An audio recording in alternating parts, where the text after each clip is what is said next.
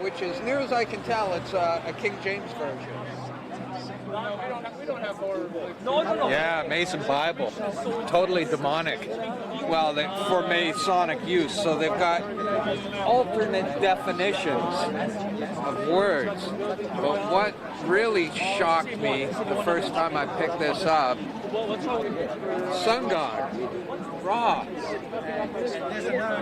Amen, the Father of God, the Creator, published in the Freemason Bible, which, as near as I can tell, it's a King James version. People like Jordan Maxwell and the woman who made Ring of Power, they try and mix up language and they say, oh, well, when you say Amen at the end of a prayer, you're really, this is who you're saying your prayer to, Amen Ra. Well, that's a lie. No, Amen is Hebrew for so be it, or it is so. So be it, or something like that. I think it's so be it. It's Hebrew. Talk to anyone who's Hebrew and say, what does Amen mean? And they'll say, well, it is so. And that's the truth.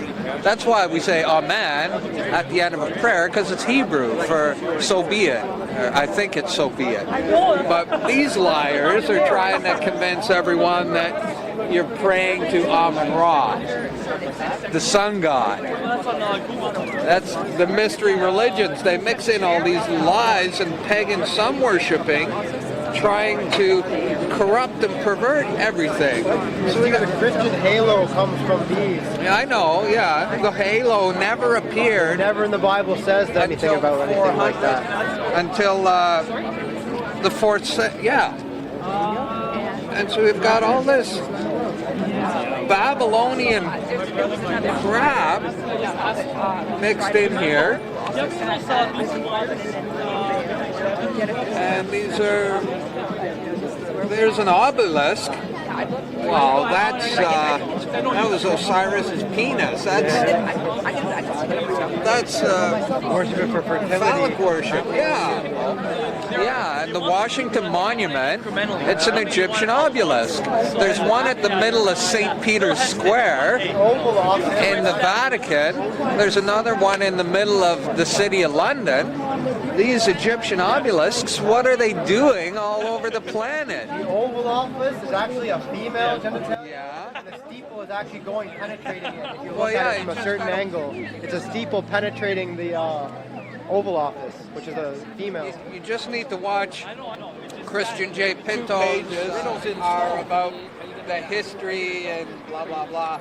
But then you flip to the back, and there's all this Egyptian, Babylonian account of the building of the walls and temples of Babylon.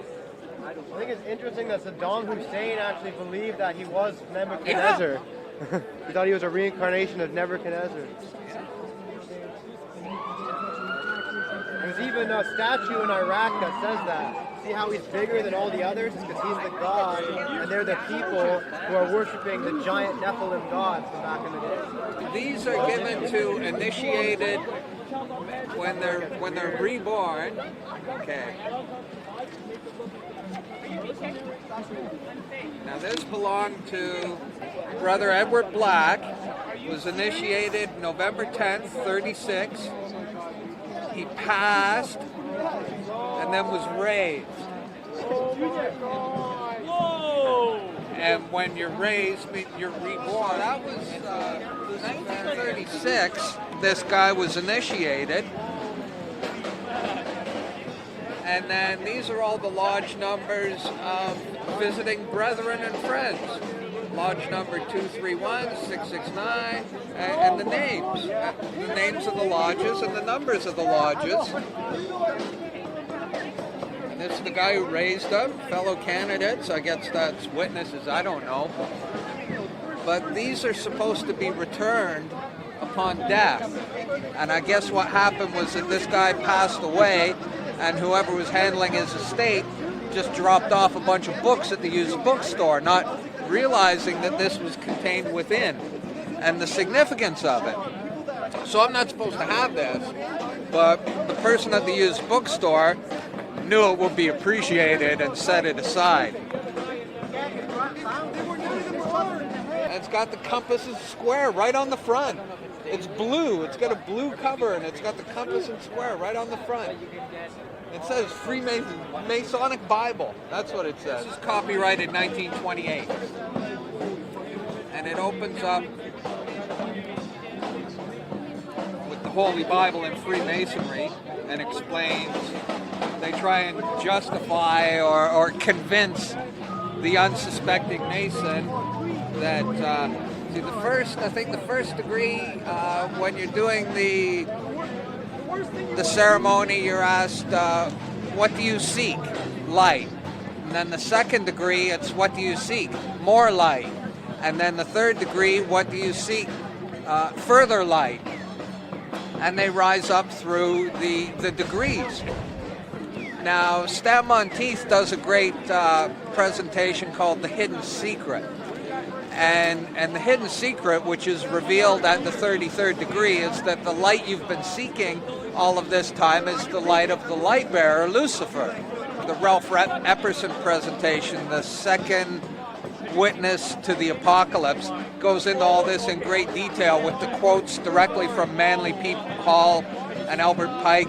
It explains how all Masons swear an oath to destroy Christianity at all costs, regardless of whether you have to murder, lie, steal, doesn't matter. Everything is justified. Here we get into page 7, and they're explaining how the Bible became a great light. See, they use this term, light, light, great light, all the way through, and the hidden secret, which is not revealed until the 33rd degree, is what the light really is. Yeah. So we get into the story of the English Bible, and there's all this stuff prefacing the actual beginning of the Bible. King Solomon's temple. It's all very startling. I'm trying to be careful because it's a Masonic Bible. Okay, the construction of the temple, they're getting into Solomon's temple. Masonic ritual. Okay, we're on page 31. And then we get page 33. The Holy Bible starts on page 33. Could that be a coincidence? What's the significance of 33? The Holy Bible starts on the 33rd page of the Masonic Bible. Pretty demonic, isn't it? And I haven't gone through it in great detail. It appears to be a King James version. But then you flip to the back, and there's all this Egyptian, Babylonian symbols and how it relates to the content of the book.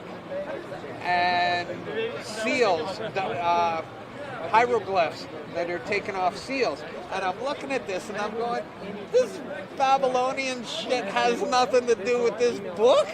This is like, I put it down and went, oh, this is bad. Yeah.